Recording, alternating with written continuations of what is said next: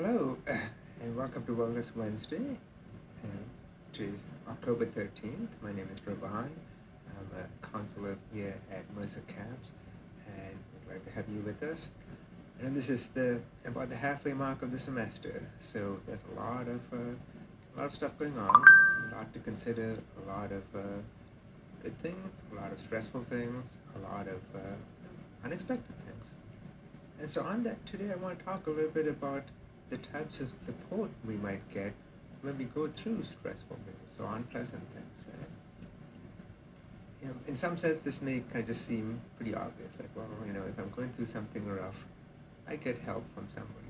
Talk to my parents, my friends, my roommate, my teammates, whoever. But it's important to know and keep in mind that there's different types of support. And I want to talk a little bit about that because how well we cope with things depends on, to an extent, the type of support that we get and if it is what we're looking for. Okay? So support can be many things, right? Let's say that you're having trouble resolving or putting together a presentation, a PowerPoint, and a friend says, "Oh, I've done that before." Says, let me show you. I do this. I use this article, whatever. That's what we call instrumental support. It's when somebody says, let me do something to help you. Let me do something to kind of put in your mind, or kind of show you these are tasks you can do, right? And then, there might be other things that somebody might do to help you, like finding out, where the next bus comes around if you miss the bus. Or even bring you food by if you're like, I'm just really sick. So sometimes that's the kind of support we're looking for. Somebody can just do some things with us or do something for us. That counts for a lot. I'm sure we don't have to say, especially like when you're feeling under the weather or we just had a day where just nothing's right and somebody says, hey, I made some cookies or I found this really good anime show. It's like, watch this with me. That counts for a lot. The second type of support is when somebody shares information with you, and they're sharing it with you because it's going to be a way, or they feel that it's going to be a way to help you feel better.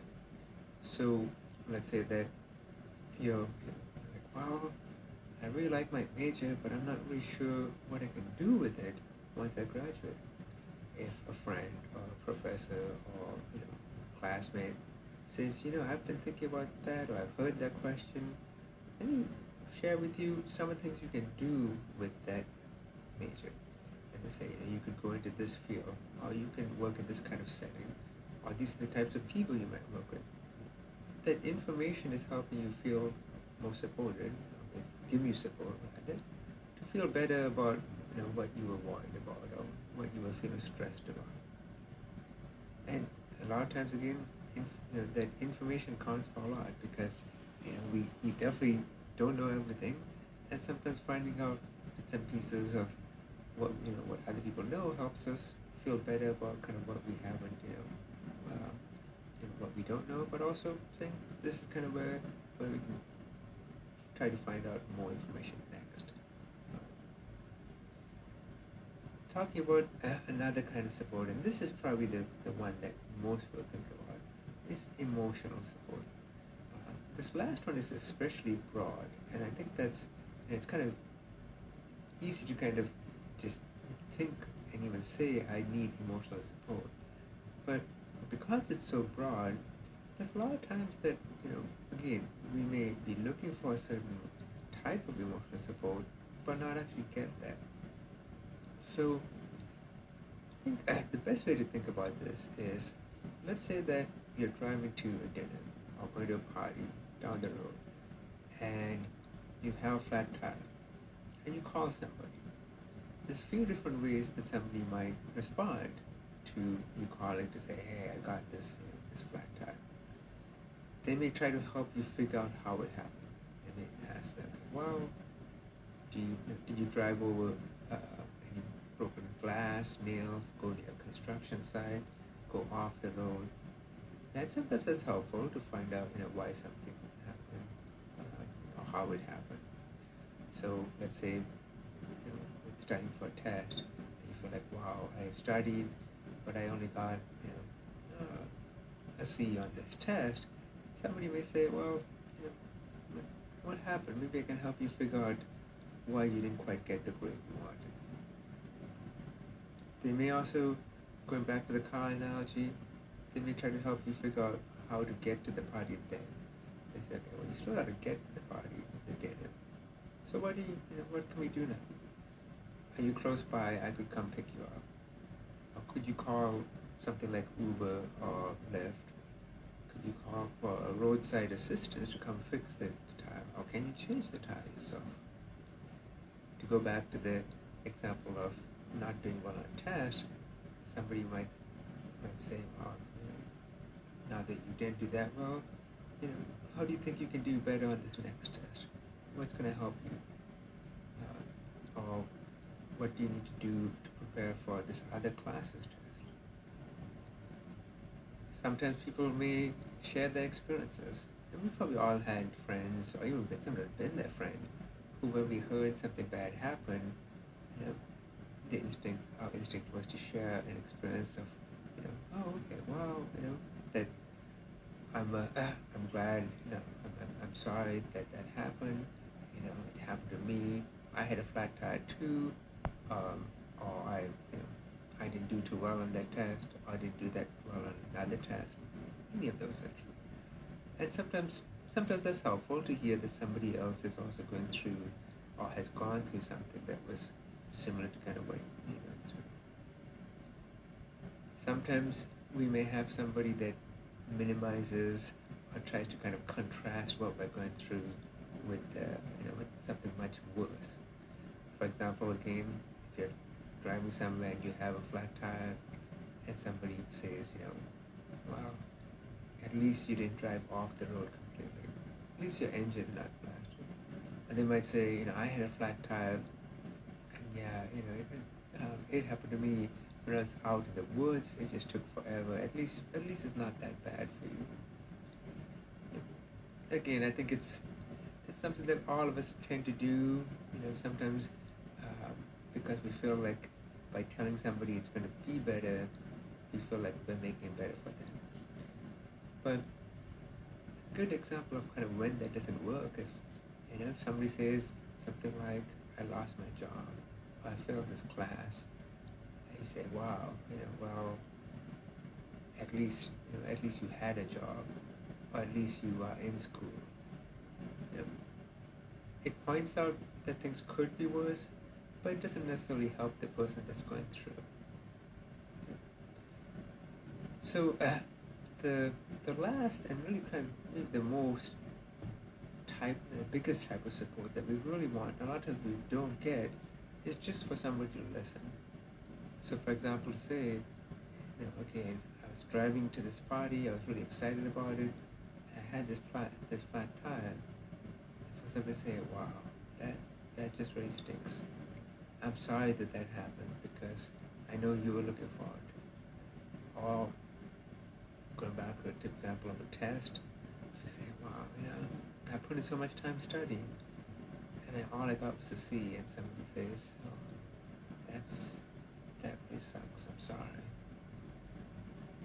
And just sits there and listens while you describe what happened, or how you were frustrated, or what you expected to go better. All of those are valid feelings, and that's the most important thing here. Your feelings of what you go through are real, they're yours, and to have somebody else listen to that is really powerful. Now, a lot of times people don't offer that type of support because they may feel like one of the first 4 or 5 types of support I discussed is going to be more helpful. They say, oh, well, if I can help that person fix the problem, they won't feel bad, or understand how it happened, or share that, or share my experiences, or what. And so a lot of times it's not that people are being mean or being kind of malicious or even sadistic by not recognizing what you're going through. It's just that a lot of times that's the way that somebody has that somebody, and a lot of us have been brought up to respond to somebody. We see somebody in distress, we try to help, or we try to help them figure out what happened. We try to tell them that, it's not that bad, because that'll make them better. And again, in all of this, a lot of times we forget that, what's the most important thing is for them to know that somebody else sees that they are struggling, that something bad happened. It's similar to a phrase that came up a lot last year over COVID precautions, the pandemic, and quarantine. When I heard of that phrase, "it's okay to not be okay," and taking that one step further, letting somebody else know that you're their friend even when they're not okay, counts for a lot.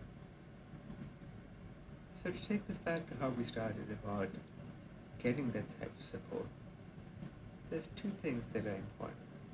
One is just to be very overt and just very matter of fact. And it's fine to tell somebody, like let's say your friends, or let's say your parents, say, wow, I really appreciate you being there. But sometimes what I just need is somebody to listen to me. Do you think I could ask that for you? Not get feedback. I might ask about things like that, or not get advice. But I just need somebody to come listen to what's been happening and how this didn't go the way I thought it was going to go. That's the first and probably sometimes the hardest part, is telling somebody who you respect, I'd like to get the support from you of just listening, because we value that person and we don't want them to feel like we're just telling them what to do. But if they're a good friend, a good family member, they'll be receptive. The second thing to remember is that that's not necessarily a one and done situation. What I mean by that is, whereas you may say to somebody, I don't want pepperoni on my pizza, and that's kind of a simple decision. Saying, well, hey, I'd like you to actually just listen and not give me advice. That can take a few times of saying that. And that's okay. Because, again, if we've gotten into certain patterns and habits of how we respond to people, and you're asking that person to change that pattern, it's going to take a little while.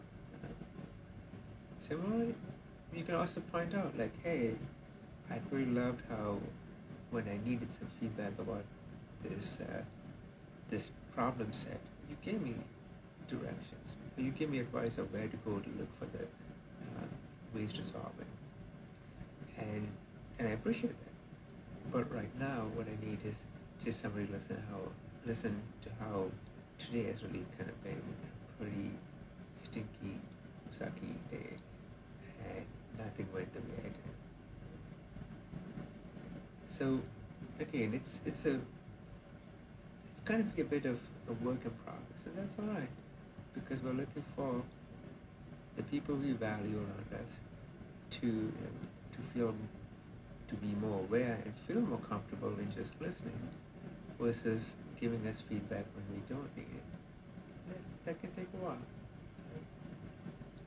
And talking more broadly about this idea of how do I talk to people about struggles, we're going to be having an open panel discussion next Tuesday on the 19th over at Carnell Student Center in the conference room 1 at 6:30. And we're going to be discussing how do we talk to parents and family about our mental health struggles. Because a lot of times we may say something like, I got really depressed after I got that test result back, and our parents or family members might say, well, maybe you just didn't put enough work. Or they say, are you just being lazy? They say, oh, well, that's not really true. Or they may not even really understand kind of what you're trying to express about kind of why that was a bad thing. And that's a struggle in and of itself, explaining both what you're going through and how it's affecting you to people that may have, like your parents, that respect you, but have very strong ideas about what you should do or what should have happened before. So I'd really be eager to hear what people's experiences are in discussing their mental health struggles with their family members. Again, it'll be at 6:30 next Tuesday, and we'll look forward to seeing y'all on the next Wellness Wednesday.